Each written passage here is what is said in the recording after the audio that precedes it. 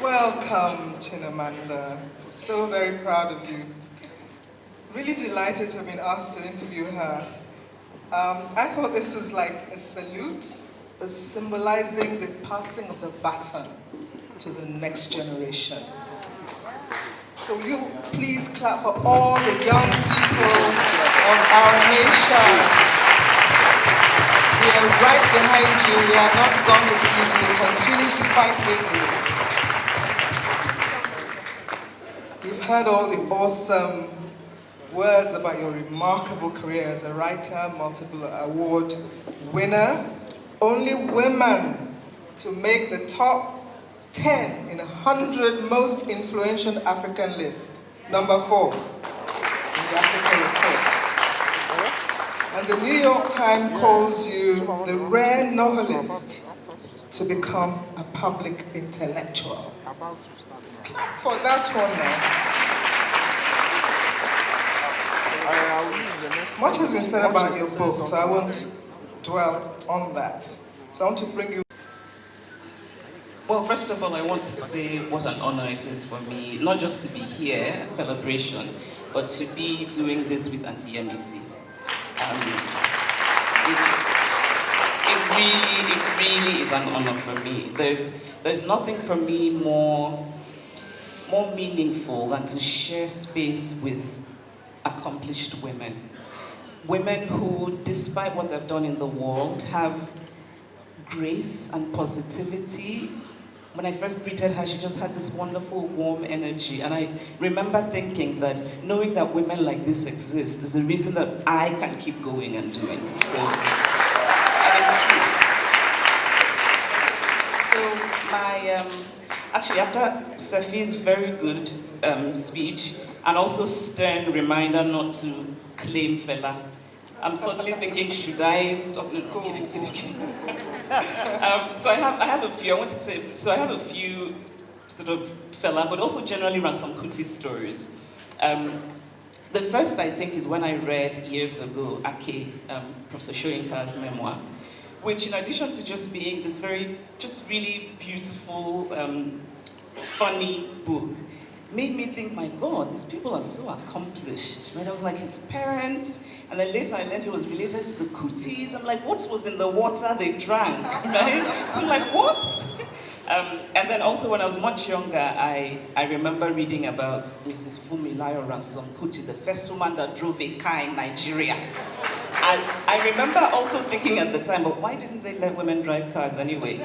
Right? Why did it have to be built? So that stayed in my head, because I thought she was the first one to drive a car, until, of course, later I learned much more about her activism and her life. And then Fela. I grew up in Nsukka, and my brother Chooks, who is older, Chooks was a very cool guy on campus, so Chooks knew what was cool. And I remember, I think I was maybe in grade 2, and one Saturday morning, very loud music from Chooks' room downstairs. And it was zombie, oh, zombie, zombie, oh, zombie. And I remember this very distinctly because it was nothing like I was used to. And so my parents had the sort of genteel records of the people of their time, but my brother suddenly was blasting Fela in the house. And my brother also tried to affect a certain kind of cosmopolitan manner. So he then said, Abamieta. No, because we, of course, did not know how these Yoruba words were pronounced. Nobody knew if you're saying it right or not. The point was, he'd be like, Abamieta. And then, because we all looked up to my brother, we all sort of then started to gravitate towards this unusual music and this idea of Abamieta. So I kind of know most of the songs because of my brother Chooks. So Fela, when I got a bit older, he came to represent for me a kind of unapologetic courage and a kind of authenticity. And even then, as a child, I knew that this was rare in Nigeria. And knowing, I think, his, what we might call pedigree, that he chose to live the life that he wanted to live, I found deeply inspirational. Really influenced you in that way. But would you consider yourself an activist? I feel uncomfortable. I'm not sure. I don't know, because I think, I'm sitting next to this man who, I was talking to him and I said to him, I said to him, are you okay? And he was looking at me and I said, well, because I just read about your escape on a motorcycle 4 days ago. So I feel as though Bobby is the real activist, right? I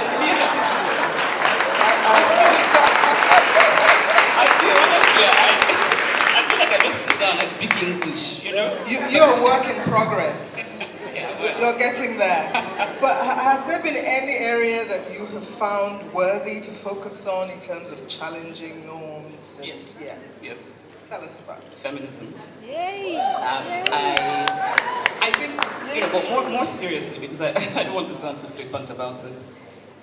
I think of myself as a writer and a storyteller. That's the thing that I really do. I think that's the reason I'm here on earth. I really do believe that. And it's the thing that gives my life meaning. It's what I want to keep doing until I no longer can. And then I really don't want to live. If I cannot write, I don't want to live. But I think what my writing has done is that it's giving me a platform. And I am also a person who has always been interested in politics, in the way that our lives are organized and governed. And my writing gave me this platform to talk about what I cared about. And so I decided to talk about what I cared about. I didn't set out to become an activist or anything, but I did hope to change one mind. And for me, I choose to measure progress in incremental terms. If I can change one person's mind, for me it's success. We're on the way. And absolutely, please give a round of applause. One person, change one person, we'll get it all done. Now, you've talked about feminism, and I'll come to that later, but focusing on today's conversation about Fela's song, Teacher, Don't Teach Me Nonsense. I want to talk a little bit about our passion for absorption and copying and imitating foreign customs and ideals, whether it's British, American, or whichever one takes our fancy as Africans. And as an African Nigerian who lives abroad, US, the West, you must be aware of the current conversation about assimilation and integration. And for people who didn't go to school like me, in assimilation, foreigners and immigrants seeking to create lives and careers in their countries of adoption are encouraged to give up their own cultures in order to find acceptance and advancement in foreign countries. And indeed, it's widely recognized that the assimilationist thinking, the idea that the white or Western dominant culture is preferable and others from different cultural backgrounds should therefore adopt it, is actually a racist ideology. Integration, on the other hand, as an alternative, tries to project the retention of the cultures of immigrants on the basis that assimilation does not really promote or engender acceptance, but only serves to ultimately exclude the immigrant, no matter how hard it tries to find acceptance. Wearing his Rasta costume in the middle of London does not, it doesn't hack it. But in the end, even integration does not achieve its objectives because it is often easy to falsify support integration while still only talking about assimilation and its covertly racist undertone. I have tried to explain in as scientific terms as I can for everybody to understand that there is a difference between those who let you in and allow you to pretend to be yourself while adopting the other's culture, and others who say, when you are here, don't be talking of or any other identity. You are an American, you are an Americano, nothing else. So what is your view and your experience on this debate of assimilation and integration, and your advice to cultural diasporans who are actually facing those circumstances? Well, I live partly in the US and partly here in Lagos, so I generally don't think of myself as an immigrant. I think of myself as a Nigerian who lives part-time in America and likes America. but also likes Nigeria, but is happy to be able to leave both places. Leave, not live in. I like Nigeria because I can leave from time to time. And I like the US because I can leave from time to time. But I think we can't talk about the diaspora without talking about power. I mean, there's always a power relationship with living, especially for us Africans, I think, because still, in the global imagination, we don't really matter. We don't really matter. I think that's the reality. And you can tell... For now. Well, for now, but it's up to us to make that change. Because if you look at the foreign policy of Western nations, by their actions you can tell not only do they not think we matter, they don't think we will matter. They think China will matter, they think India will matter. Not really us. And you can tell by the foreign policy. And I think that also affects the way that we are treated as people who visit or live there.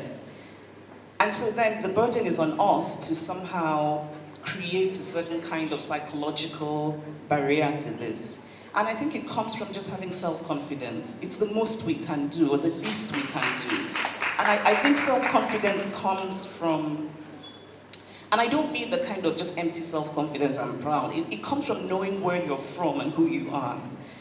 Which is why I feel very strongly, for example, that in this country, we need to know our history. You know, the curriculums that people are being taught is just, well, we're talking about teach, I don't teach me nonsense. Nonsense. Complete nonsense. We need to remake our curriculums. So if we teach our children today, start teaching them civics and history, but we need to change the curriculum. You know, teach them civics in a way that they have a sense of self. They know that their past is not some dark thing. They know that despite the flaws that we have, every nation has flaws, right? But also every nation has greatness. And to think of our past as one that was worth taking pride in. Absolutely. Teach them that Africa is the cradle of mankind. It is. And you know, we don't even have to go, I mean, we can even just teach them pre-colonial history. Just teach them that, you know, that Western Nigeria, Eastern Nigeria, Northern Nigeria in 1850 was actually a really interesting, vibrant place where people traded, where they had very complex political systems. We don't know our history. Absolutely. And you remember this response you gave to Caroline Brouet at La Nuit des Idées in France, on bookshops. If you haven't, you must hear this one. Yeah, tell them about it. I don't remember. Actually, but you know, so it was, and I remember actually afterwards feeling sorry for the woman, because her question, I thought, was not so much about her. Because I was taken aback by it. We're having a conversation that I thought seemed fairly, you know, reasonable, and suddenly she says to me, "Are there bookshops in Nigeria?" And, you know, I remember thinking, well, you've just told them that I grew up in Nigeria, I lived in a university campus, so which type of university campus doesn't have a bookshop? You know, I just found it a very strange question.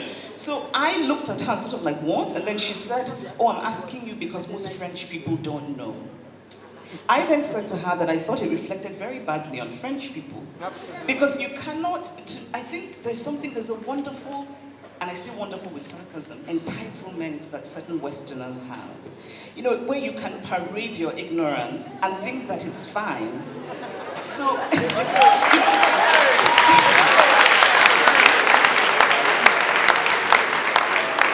so I mean, we've got to teach them that they're teaching themselves nonsense.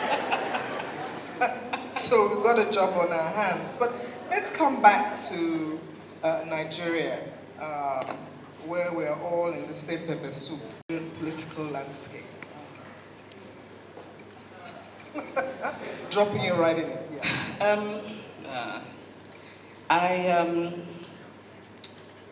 What are my thoughts on the present political landscape? How much time do we have? No, actually, what so what has been occupying my mind lately has been the flooding in Lagos. So I live in an estate where yesterday we had to swim, pretty much. Our cars had to swim. And, and I'm thinking I should invest in a boat. But it made me think about, honestly, it made me think about leadership in this country. And many of us have talked about leadership, but also the way that we think in general in this country. We don't, and maybe it's connected to our not being particularly adept at history. So we're not long-term thinkers. You know, there's something very short-term about the way things are arranged in this country. So I drink a lot of this bottled water, but lately I felt very guilty because in my estate I saw that the pile of rubbish was mostly this, and then the takeaway packs that you get from, you know, KFC or whatever. And those things clog the drains, which is partly why this flooding is happening. And it just made me think, what does it take? What does it take to clean this up? It takes nothing, but we're not doing it. You know, I'm driving on a Awolowo road, which is, you know, the center of elitist Lagos, and there's trash on the sides of the roads, and it's shameful. It's almost as though we've forgotten how to be ashamed. And my brother, ouch, I know, but it has to be said. My brother Bobby, Bobby said something earlier which I found very inspiring. He said to me that Nigeria, for him, and for many Ugandans and East Africans, was the blueprint for African confidence. And I love that. You know, and I'm going to steal it and use it in my writing, Bobby. The blueprint for African confidence. But, and we get that. I think all of us we're confident. And we are, right? And I have to say that sometimes when I'm in East Africa, Bobby, sorry, but I'm like, thank God I'm Nigerian, no, right? But, because I'm like, why are people allowing this kind of thing to happen, you know? But anyway, but that confidence that we have is also a strange thing because we don't seem to apply it where we should, right? So we're very good in Nigeria at gra. So, you know, you're boarding a flight, you can tell the flight going to Lagos because that's where all the... Somebody's telling you, it's not your time to board. The woman is like, why can I not board now? You know, that kind of thing, right? On the plane, they're fighting. But then, when your government is stealing your money, you don't do anything with that confidence. There's a revolutionary spirit, I think, Bobby, that thrives in Southern and Eastern Africa that doesn't happen with us. A politically revolutionary spirit. I think it happened, we can talk about it happening 70 years ago, maybe, not anymore. And my worry is that it has a lot to do with the way our education system is, that we've educated young people to be complicit in their own oppression. So you know, you have young people who will... I remember having a conversation when the Shiites were murdered in northern Nigeria, having a conversation with young people, and they were trying to justify it. You know, they're like, no, they blocked the road of the soldiers. So I'm like, that's why people should be killed? I mean, and it's happening all the time where you see young people trying to justify things that should not be justified. And you start to see what is happening to us. There's something dead in us. And I'm sorry to say, but there is. That is a huge indictment that our souls are slowly dying and we've got to do something about it. And